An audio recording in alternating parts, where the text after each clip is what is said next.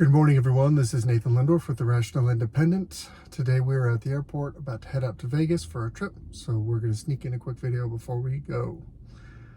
Top article on Reddit for today's Reddit rant is from military.com. Dozens of troops suspected of advocating overthrow of U.S. government. New Pentagon extremism report. An annual Pentagon report on extremism within the ranks reveals that 78 service members were suspected of advocating for the overthrow of the U.S. government, and another 44 were suspected of engaging or supporting terrorism. Right off the bat, we have to understand, we're dealing with allegations, suspicion, not proof, not convictions, allegation. I kind of thought we were innocent until proven guilty, but maybe that's an old-fashioned notion, not progressive enough. So the report released on Thursday said that in 2023, there were 183 allegations of extremism across all the branches of the military. I did a little legwork. Here we have from Statista, pretty reasonable source for general statistic facts. It's pretty good.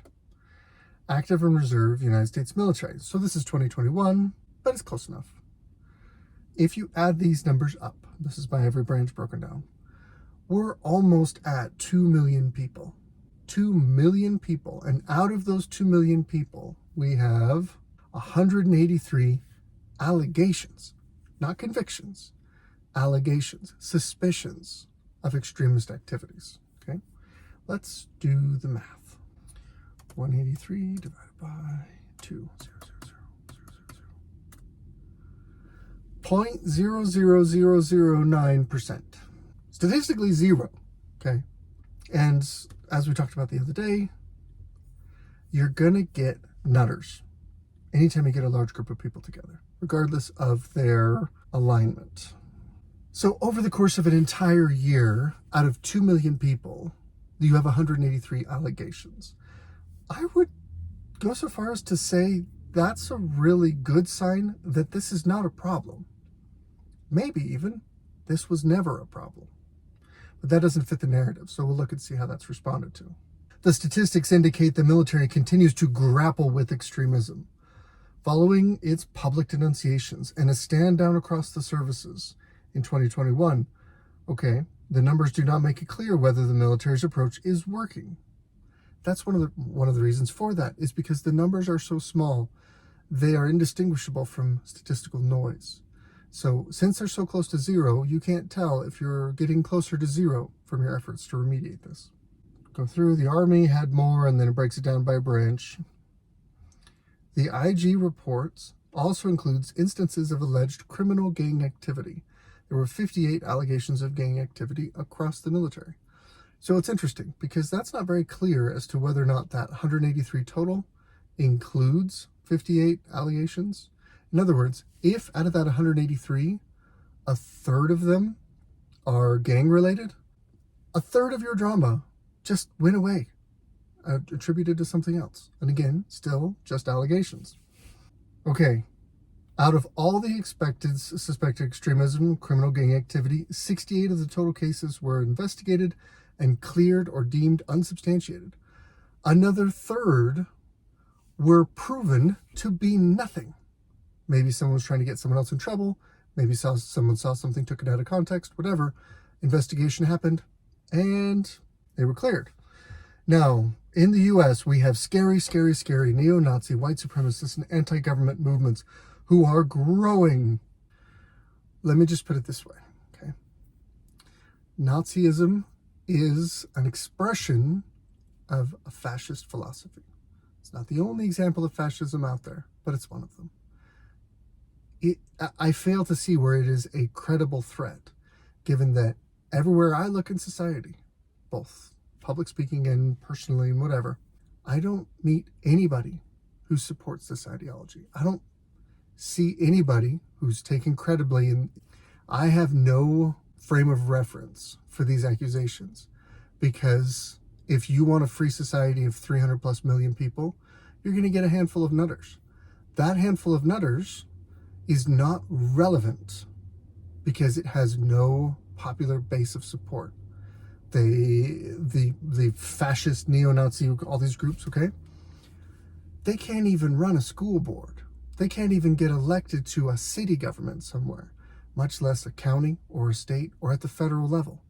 There is nobody in the political institutions of power that espouses the beliefs that are used as boogeymen to scare you.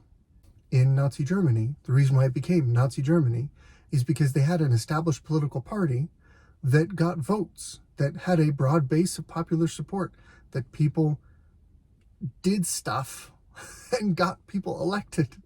That's how Hitler rose to power. Now, he used a bunch of strong arm tactics, etc., but he sought power through the established political system. That's how he took over Germany and made it Nazi Germany. That's not happening here. There's no political party in America that is outright espouses these beliefs, or even resembles to espouse these beliefs, and is getting actual candidates elected. But boogeymen are very useful. And hey, here let's go. 1995, a terrible, terrible tragedy. Oklahoma City federal building bombing.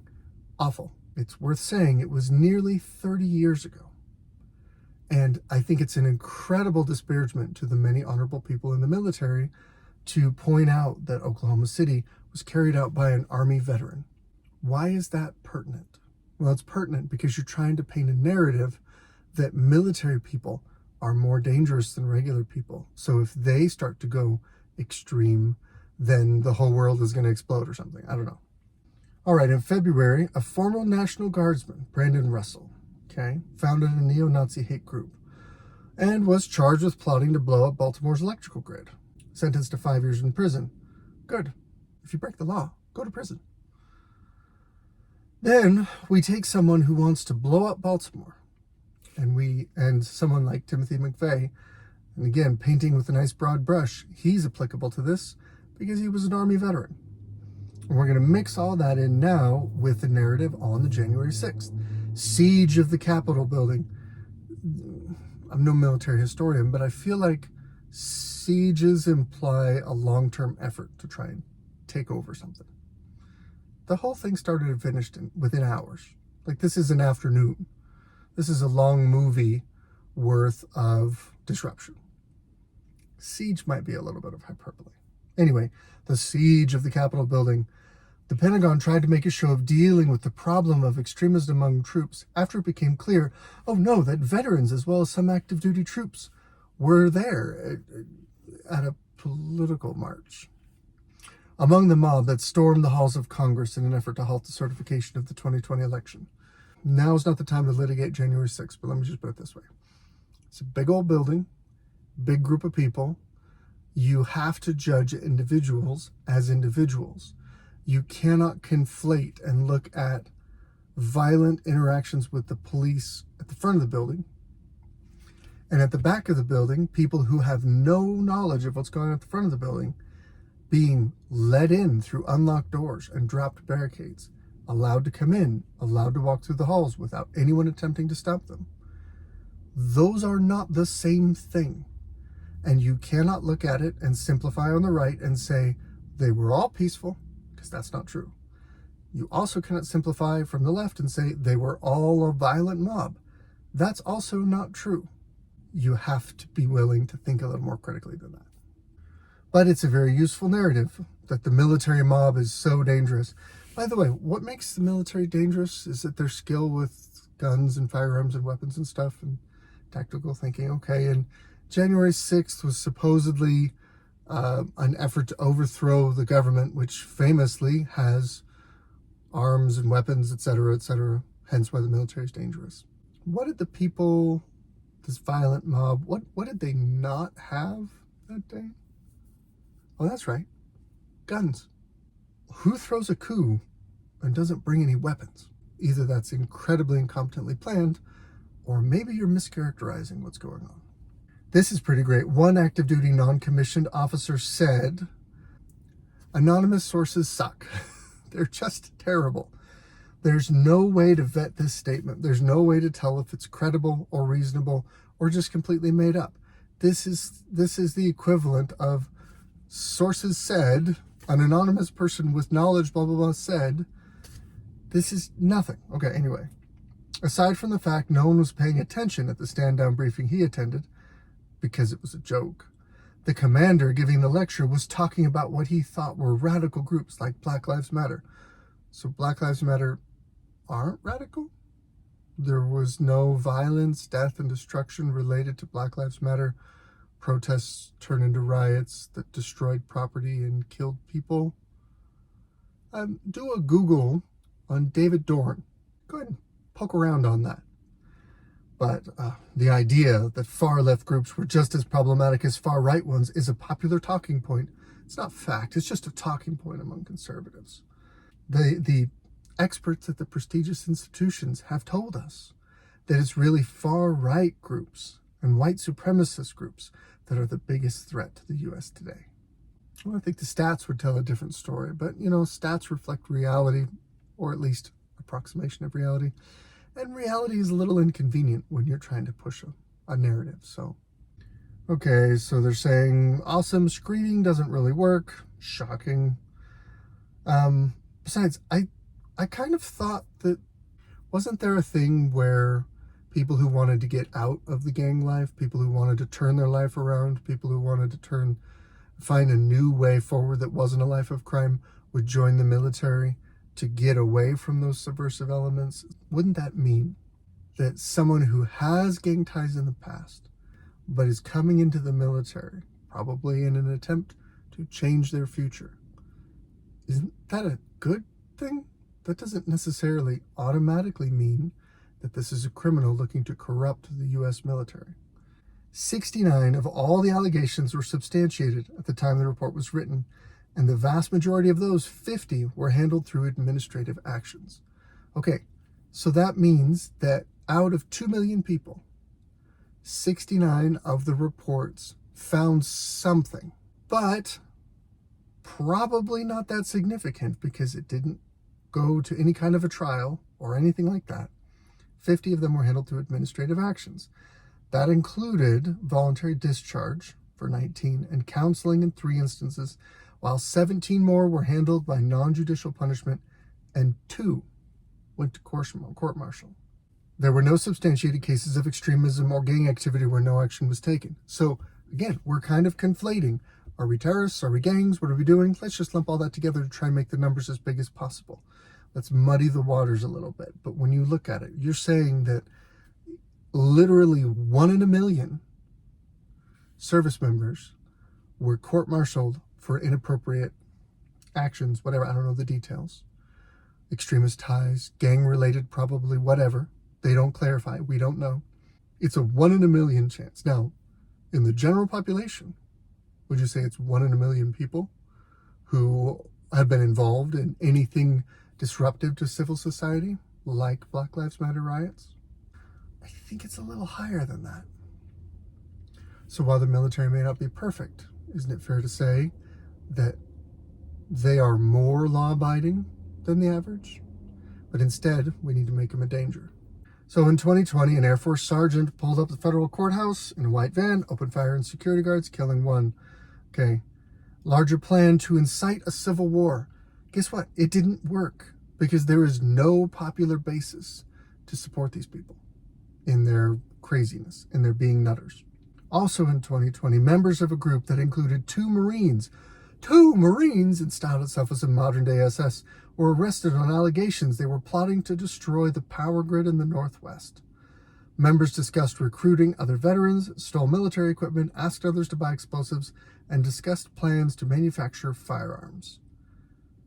Okay, so you found some nutters in the woods in the Northwest, including 2 Marines, 2 whole Marines out of hundreds of thousands of Marines, wanting to destroy the power grid, that are wanting to blow stuff up, that are wanting to steal military equipment.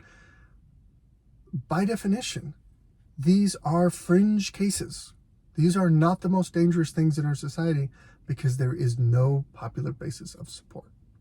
Let's see what the comments have to say. All right. First quote, actually, seems pretty solid. Doesn't seem pretty low, honestly. Seems more like a case study in underreporting than anything else. Okay, So what you're saying is there's lots of bad stuff, but we don't talk about it? I suppose that's possible. I can't disprove that. And then we talk a little bit about Space Force. And then, of course, we need to talk about Elon Musk, because that's on point to what we're talking about. Trump stole money from their retirements to fund the border wall. If you know anything about the scale of dollars involved, that's a very silly thing to say. Is this yet another thing I've forgotten since the sewer pipe that is Trump was opened? Coast Guard, part of the military. Data only covered DOD. I wonder how high the proportion is in the Secret Service. An interesting question. However, if you're talking about proportion, you're talking about dozens out of 2 million. That proportion is effectively zero. As a former Marine, I have to say I'm surprised they were able to find 10 that were interested enough in politics or domestic policy to even make that decision. I guess you can defend the military by calling them stupid or uninformed, whatever. Anyway, probably too busy choosing which flavor of crayon to eat. Okay, well, that's pretty supportive of people who are in the military.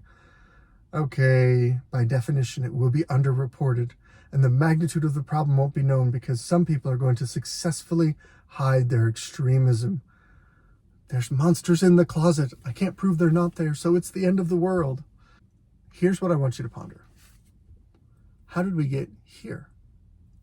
How did we get to the point where domestic terrorism in the form of suspecting our own military is listed as, by the prestigious institutions, by the experts, as the most dangerous threat in America today?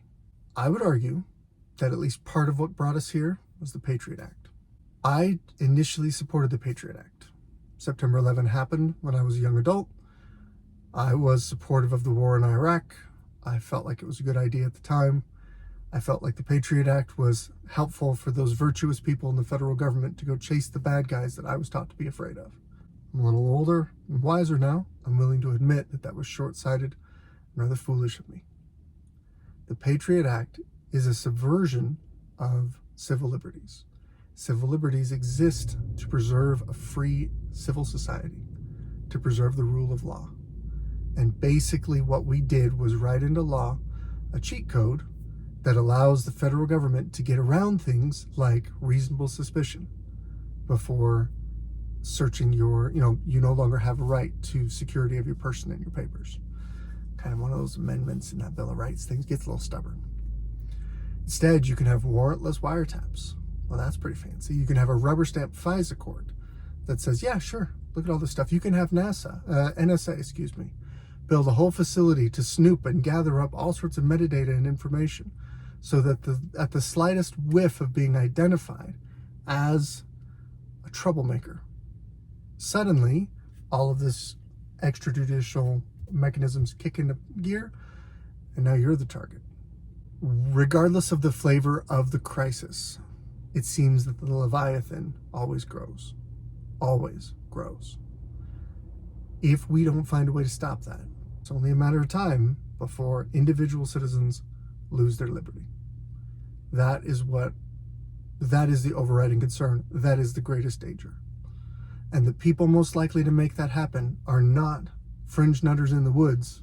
It's the federal government with the might of the military, with all of the crazy administrative state power that is given to the federal government, with control over the borders and the mail and the internet, with control over the currency. They hold all the cards. If you want to know who's most likely to destroy the freedom that makes us great, it's the people that hold all the cards, all the power to make that happen.